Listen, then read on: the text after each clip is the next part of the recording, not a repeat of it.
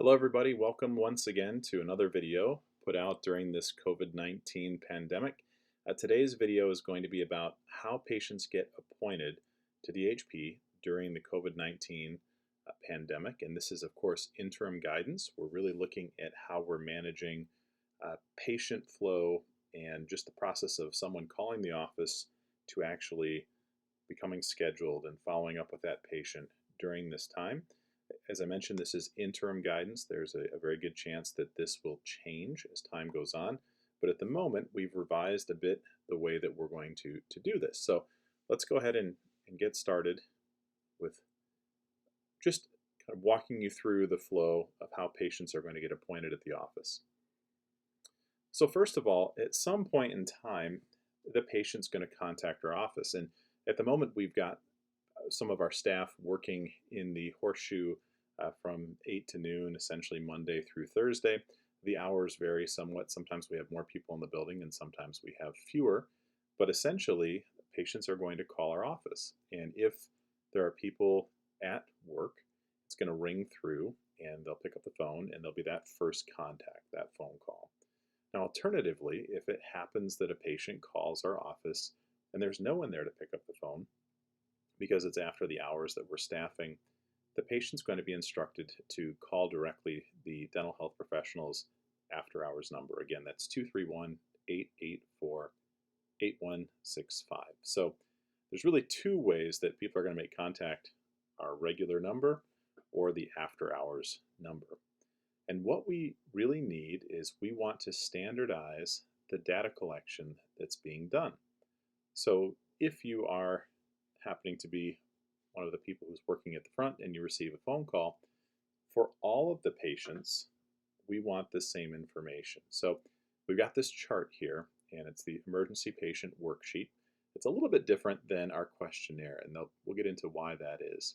But essentially, we want to have the patient name and their preferred contact phone number, the date and time of contact, the area of the problem. Now, sometimes that might be upper right, and sometimes patients know it's tooth number 26. It really just depends on the patient and the nature of the problem. But if there's any way to try and clue us in at least to the quadrant where the patient's having issues or the concern, that would be very helpful.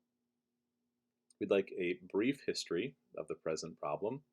Sometimes patients give you a rather lengthy history, but we just want a bit, concise bit about what's been going on. When did it start? When did things first become noticeable? And then the current symptoms, including the pain level. And we're going to call that 1 through 10. So we'd like that recorded. Is the patient experiencing uncontrolled bleeding? Yes or no? Has the patient experienced any type of trauma? Yes or no? Does the patient have a fever and swelling on their face or inside their mouth? Yes or no? Okay. We've got a few icons down here. So we have a phone, a flashlight, a spoon, and then two pictures.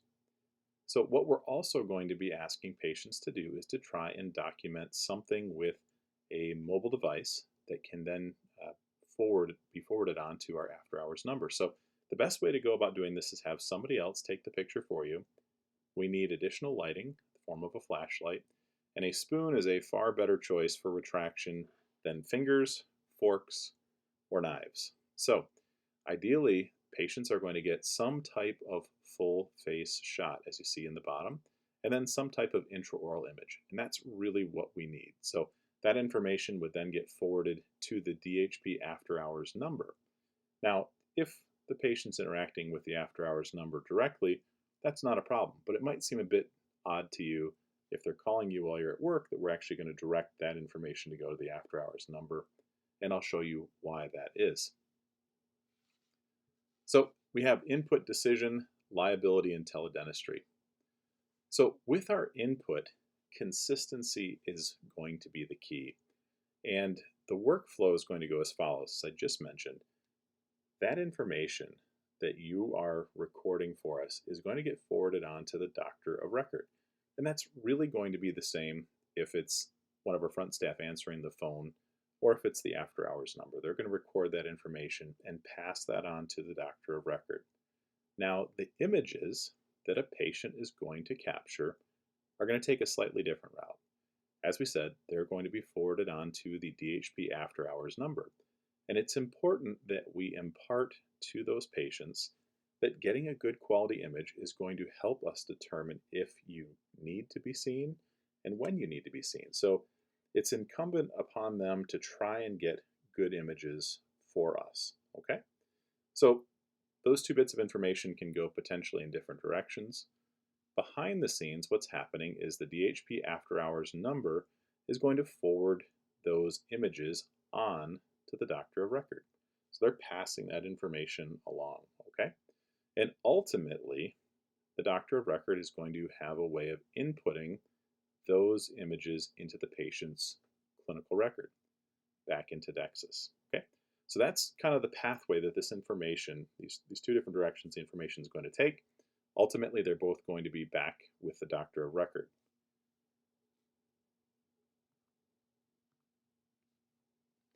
And that is going to help us to make a decision. Now, you may look at those questions and wonder why they differ a little bit from the questionnaires we are used to using, particularly when we get down to the pain level, uncontrolled bleeding, trauma, fever, and swelling on the face or inside their mouth. And there's a reason for that.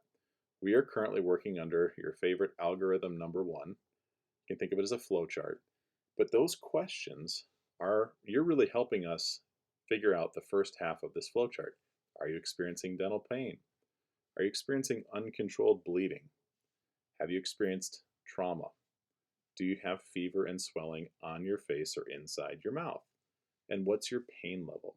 So one of the reasons why we want this information, in addition to sort of the clinical presentation, is that it's getting us started on our way of making decisions about seeing this patient.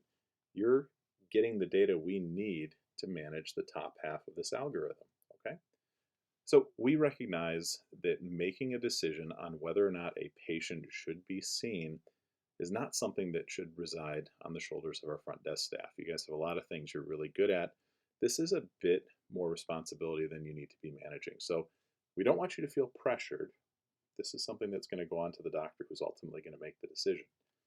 However, by asking these patients the questions we've laid out for you, if the answer is no trauma, no swelling, no fever, no pain, no bleeding, you're also setting up the patient to understand that this is probably not a time that they're going to be seen.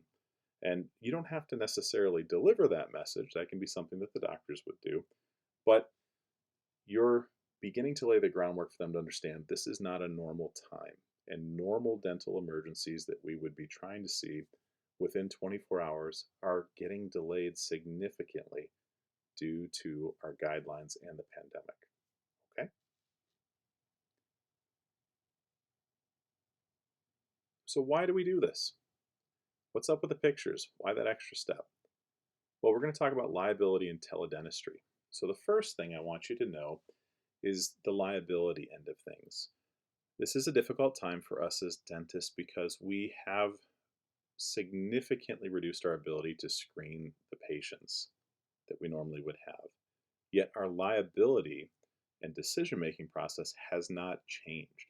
We're still responsible for the decisions that we make to see or not see a patient. So it's very important that we get the very best information in so we can make good clinical decisions in this unusual environment.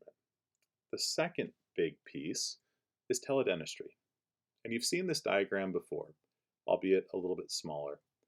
So teledentistry is a way that we are using to screen and manage certain emergency situations. And this is available to our patients from the Delta Dental of Michigan website. And the other insurance carriers have similar pieces, but it just explains a little bit about what is teledentistry. And it's a lot like telemedicine. So you guys are used to dealing with that probably by now. We're using technology to convey information between the provider and the patient. So one of the things you want to understand about teledentistry is that it is a billable procedure.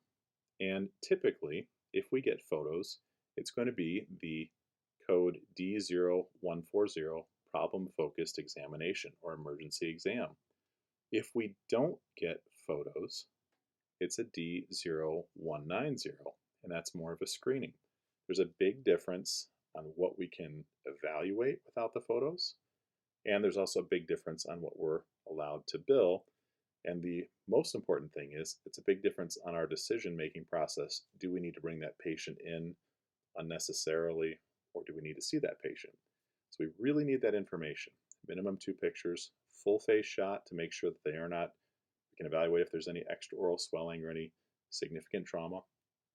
Intraoral shot as best as possible to give us a view of the area of question. Now, you don't have to just do 2 images. The patients can be encouraged to send a few. It's not a problem. Okay, sometimes it's advantageous. Okay. Will the patient have a copay? Is it covered in their dental plan? It's usually in the prevention and diagnostics section of the dental plan. It's usually highly covered. Okay. So every time we answer a call doesn't mean we're necessarily going to be billing out these examinations, but we need the opportunity to do so. All right. So that's the first contact. Okay. At that point in time, for all patients, we want to have the emergency patient worksheet filled out. Okay. That information should get passed on because it's going to lead us to a decision about whether or not we're going to see that patient. Now, some emergencies that patients will contact us about won't qualify to be seen during this period of time. That doesn't mean that they're not important. We don't want to lose track of those patients and those potential urgencies or even emergencies that don't qualify. So we do want this information. There's no point in moving to the algorithm first without recording this information. So this information is important if the patient's going to be seen or not. Okay. Then we're going to move on to what's called pre-screening. And just so you know, I'm sending you all this information in the form of a PDF, and they'll be printed around the office, so you'll have plenty of opportunity to review this. Pre-screening is the key to getting appointed. You cannot be appointed unless you've been pre-screened successfully. So we have some questions that we're going to be asking our patients. They're to be completed before the patient is able to be appointed. And these questions aren't something we came up with. They're essentially taken from the CDC's guidelines right now. So you'll see them time and time again as we go through the process here.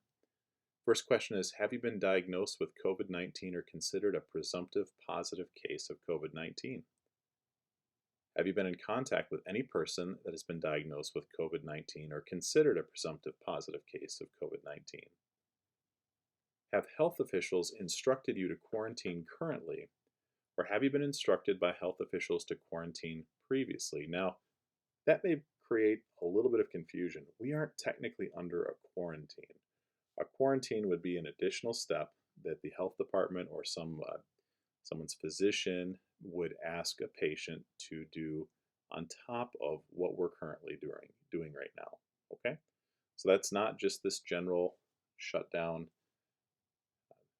emergency order to stay at home as much as possible. That's a strict quarantine. Do you currently have or have you recently experienced a fever?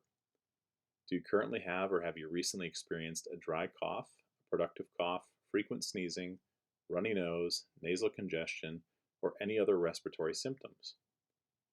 Do you currently have or have you recently experienced any symptoms of tiredness, fatigue, or aches and pains? Do you currently have or have you recently experienced a sore throat?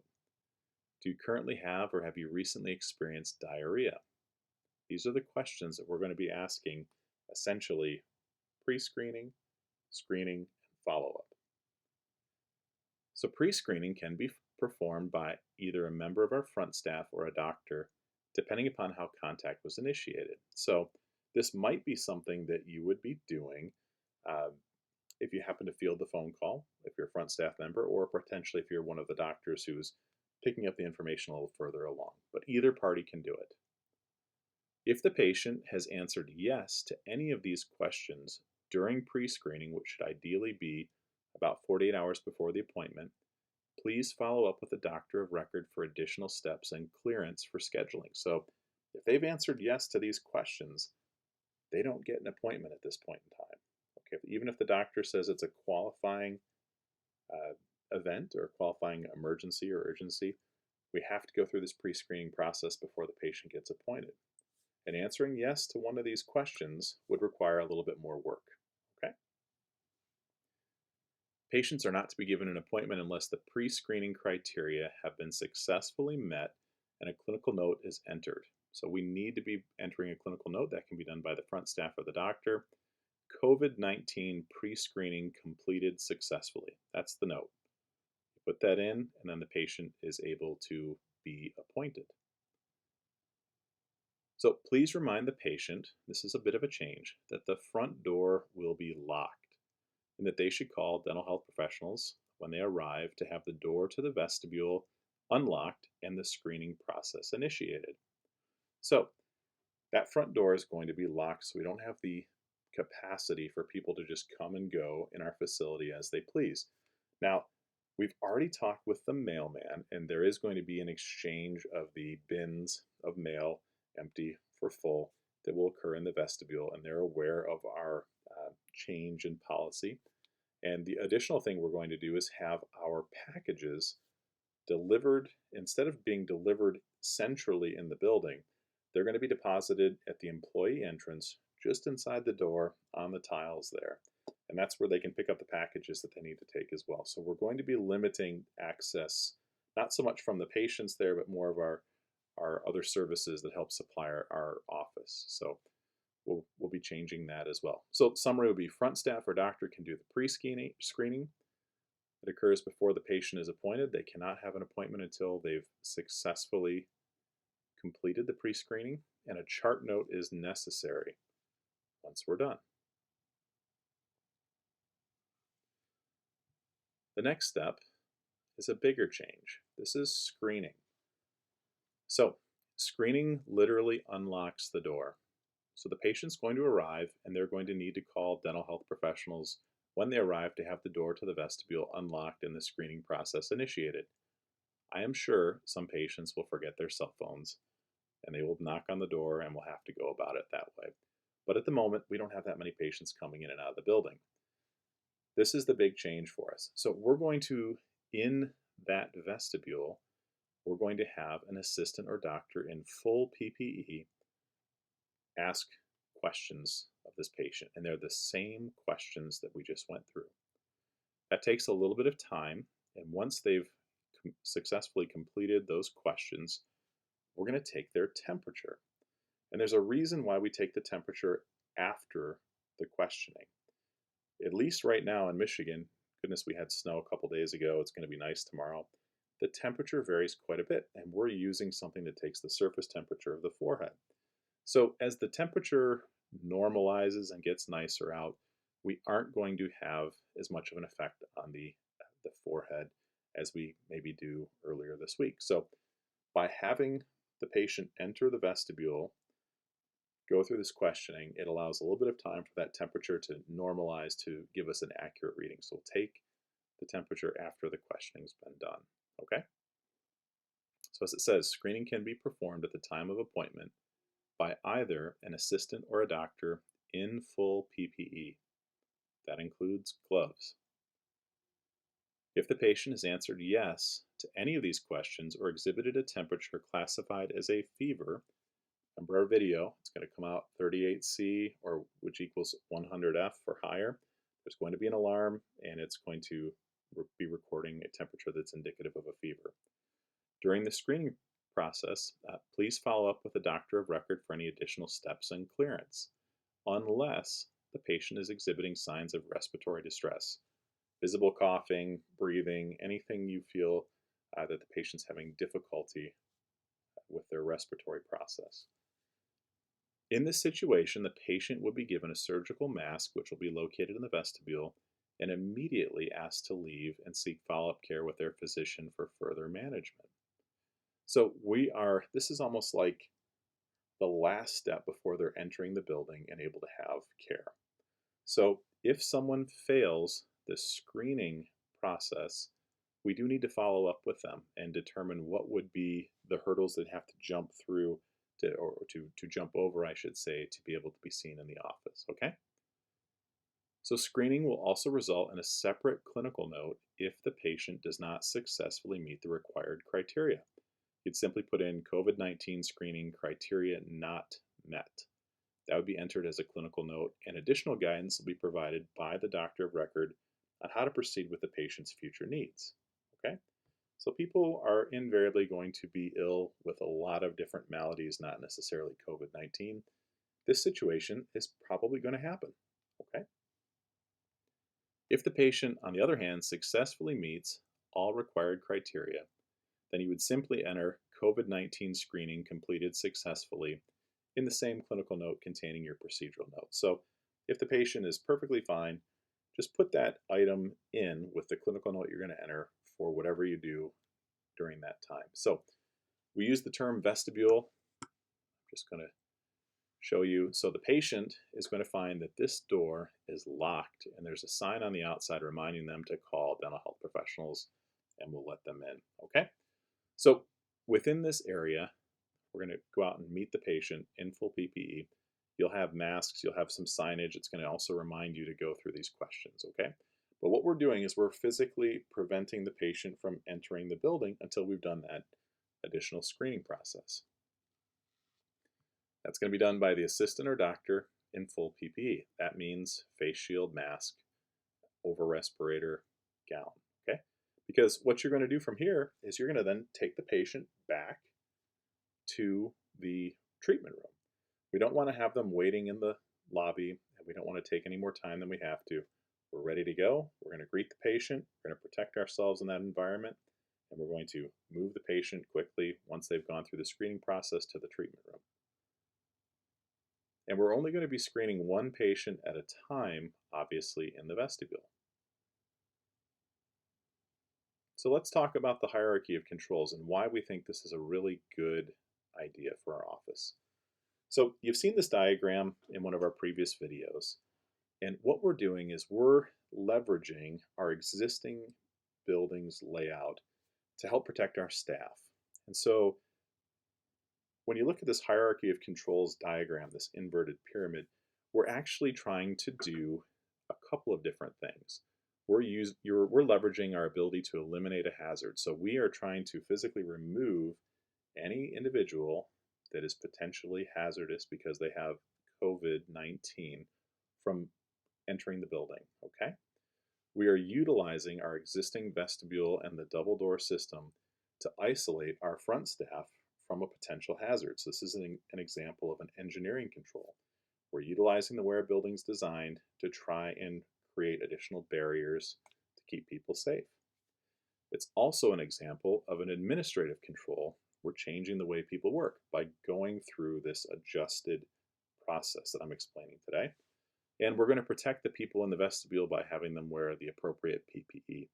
So we're utilizing a whole bunch of different things here to help make our work environment safer, and we think it's well worth the additional hassle to keep people safe.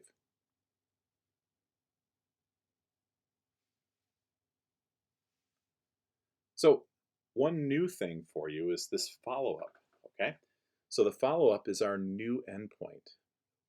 48 hours after we have appointed a patient and interacted with them, the doctor of record is going to be making a phone call. And they're going to go through the exact same questions. This is now the third time that we've asked the patient these questions. But what we want to do is just record that that patient has responded no to all the follow-up questions. The doctor of record is going to make a clinical note, COVID-19 follow-up completed successfully. If the patient has answered yes to any of these questions during the follow-up check, the doctor is going to make a clinical note to that effect and evaluate the need for a 14-day quarantine and contact tracing of employees and individuals that may have come into contact with that patient during their time at dental health professionals. Okay? So that's done by the doctor, ideally about 48 hours after treatment, and it requires a chart note. Additionally, it's very important that people in the building are punching in so that we can determine and look back and see who was in the building at that time. Now, I leave you with that. I hope we don't have to do that ever, but it lets us know that this is a very real concern that we have, and we want to try and keep everybody else safe by following these steps. So, I appreciate your time for this video. I hope that this makes more sense and you realize this is an effort to keep everyone safe. And I will, of course, have the PDF versions of these questions and the procedures available. I'll forward them to you and they'll be printed and available up in the horseshoe as well. Thank you very, very much and have a good evening.